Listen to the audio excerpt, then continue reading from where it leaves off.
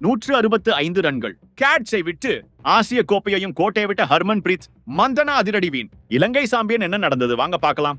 தற்போது இலங்கையில் 9வது மகளிர் ஆசிய கோப்பை கிரிக்கெட் தொடர் நடைபெற்று வருகிறது. இதன் இறுதிப் போட்டியில் இன்று இந்தியா மற்றும் இலங்கை அணிகள் மோதிக்கொண்டன. இந்த போட்டியில் மிகச் சிறப்பான பேட்டிங்கை வெளிப்படுத்திய இலங்கை அணி முதல் முறையாக மகளிர் ஆசிய கோப்பையில் சாம்பியன் பட்டத்தை வென்றிருக்கிறது. இந்த போட்டிக்கான டாஸில் வென்ற இந்திய அணி முதலில் பேட்டிங்கை தேர்வு செய்தது. இந்திய அணியின் துவக்க வீராங்கனை ஷபாலி வர்மா 19 பந்துகளில் 16 ரன்கள் எடுத்து ஆட்டம் இழந்தார்.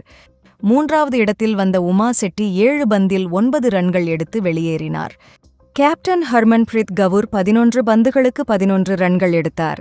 அதே சமயத்தில் ஒரு முனையில் நிலைத்து நின்று விளையாடிய நட்சத்திர வீராங்கனை ஸ்மிருதி மந்தனா 47 பந்துகளில் 10 பவுண்டர்களுடன் 60 ரன்கள் எடுத்தார்.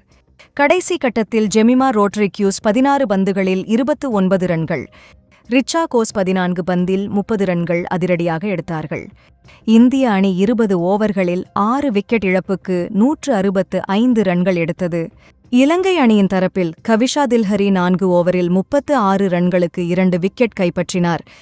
இதைத் தொடர்ந்து கொஞ்சம் கடினமான இலக்கை நோக்கி களம் இறங்கிய இலங்கை அணி 7 ரன்களில் முதல் விக்கெட்டை இழந்தது. இதைத் தொடர்ந்து கேப்டன் சமாரி அதப்பட்டு மற்றும் ஹர்ஷிதா மாத்வி இருவரும் மிகச் சிறப்பாக விளையாடி 2வது விக்கெட்டுக்கு 63 பந்துகளில் 87 ரன்கள் பார்ட்னர்ஷிப் அமைத்து வெற்றிக்கான வாய்ப்பை உருவாக்கினார்கள். இதைத் தொடர்ந்து ஹர்ஷிதா மாத்வி மற்றும் கவிஷா தில்ஹரி இருவரும் சேர்ந்து அதிரடியாக 3வது விக்கெட்டுக்கு ஆட்டமிழக்காமல் 40 பந்துகளில் 73 ரன்கள் பார்ட்னர்ஷிப் அமைத்து மகளிர் ஆசிய கோப்பை வரலாற்றில் இலங்கை அணியை முதல் முறையாக சாம்பியனாக்கினார்கள். இறுதி வரை களத்தில் நின்ற ஹர்ஷிதா மாத்வி 51 பந்துகளில் 69 ரன்கள், கவிஷா தில்ஹரி 16 பந்தில் 30 ரன்கள் எடுத்தார்கள். 18.4 ஓவரில் 2 விக்கெட் இழப்புக்கு இலக்கை எட்டி 8 விக்கெட் வித்தியாசத்தில் இலங்கை அணி பிரம்மாண்ட வெற்றி பெற்றது. இந்த போட்டியில் சிறப்பாக விளையாடிய ஹர்ஷிதா மாத்வி 40 ரன்களுக்கு மேல் எடுத்திருந்த பொழுது கொடுத்த எளிய கேட்ச் வாய்ப்பை இந்திய கேப்டன் ஹர்மன்பிரீத் கவுர் தவறவிட்டார். அவங்க கேட்ச மட்டுமல்லாமல் ஆசிய கோப்பையையும் தவறவிட்டுவிட்டார் என்று கூறலாம். கடைசி கட்டத்தில் நெருக்கடியை உண்டாக்க கிடைத்த வாய்ப்பு வீணாக்கப்பட்டது. மேலும் 8 ஆசிய கோப்பை தொடரில் 7 முறை இந்திய அணி கோப்பையை கைப்பற்றியிருக்கிறது. கடந்த முறை பங்களாதேஷ் கைப்பற்றியது.